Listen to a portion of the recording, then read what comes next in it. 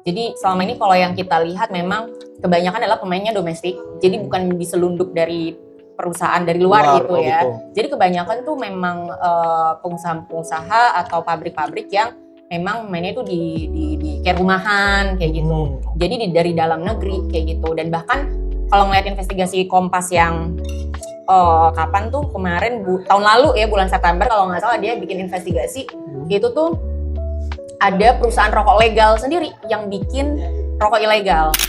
Nah, jadi dia memproduksi rokok legal juga dan bikin rokok ilegal kayak gitu.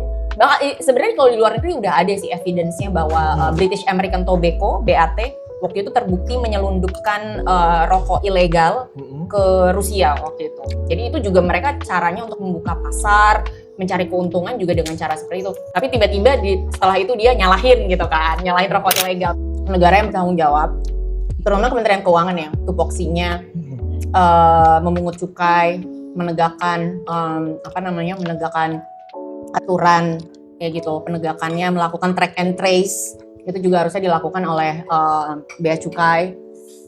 Tapi karena masih lemah, jadi seperti ini terus yang disalahkan adalah kesehatan, kebijakan kesehatan maksudnya itu kan nggak fair. Jadi sebenarnya tanggung jawab pemerintah.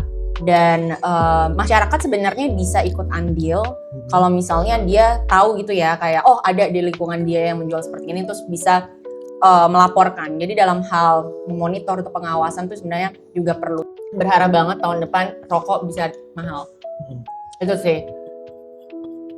Jangan kemakan isu terutama masyarakat ya kemakan isu tentang rokok ilegal. Rokok ilegal tuh musuh bersama, musuh kita juga dari sisi kesehatan gitu kan.